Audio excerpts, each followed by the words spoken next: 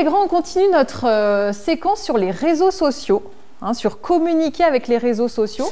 Donc on en avait parlé la semaine dernière et on avait répondu à la question pourquoi et avec quels outils numériques communiquer. On est sur une séance qui va permettre aux enfants de pouvoir faire leur profil sur les réseaux sociaux, surtout dans une optique future, puisqu'ils ne sont pas censés être sur les réseaux sociaux pour le moment.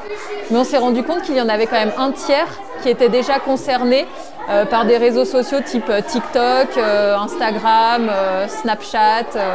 Donc vous allez reprendre tous les items, d'accord, et vous allez les écrire dans le tableau. On est en groupe, tous les 4, et on se dit, est-ce qu'on veut que notre nom soit partagé avec tout le monde? On se met d'accord, toc, toc, toc, on est tous d'accord. Et dans le tableau, on se dit, allez, nous, on partage notre prénom avec tout le monde. D'accord? Par contre, on ne veut pas partager notre nom. On va essayer de les sensibiliser à ce qu'il ne faudrait pas, au niveau du profil, par exemple, divulguer. On essaye de sensibiliser les élèves, mais aussi les parents. À chaque fois, ils ont un petit résumé à lire à la maison. Donc, je demande à ce qu'ils le relisent aussi avec les parents parce que pour avoir rencontré certains parents, ils ne savent pas. Ils ne savent pas ce qu'ils font en fait. Oui, il s'occupe, je sais qu'il est sur TikTok, point. C'est l'adresse de l'école, c'est pas la mienne. Ça, c'est mon numéro, vous pensez? C'est le numéro de l'école.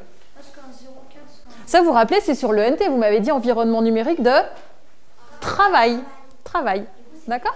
La séance prochaine, je vais les emmener sur le NT, qui est utilisé par l'école de la petite section au CM2. Une première approche, comment créer son profil, et déjà, ça leur permet, c'est facile avec ce visuel œil barré, de se dire ça je veux montrer, ça je ne veux pas montrer. C'est facile. Alors que sur certains réseaux, ça sera beaucoup moins évident de savoir ce qu'on va cacher ou pas cacher. Ils ont eu 15 ans, Ninon, tu penses? Pourquoi? Pour le cyberharcèlement, vous avez déjà entendu parler de ça, et toi Lucas, tu penses? Regarder des choses un peu qui font peur. Des choses qui ne sont pas appropriées à votre âge aussi. Donc à 15 ans, on devient plus grand, on devient tout d'un coup plus raisonnable.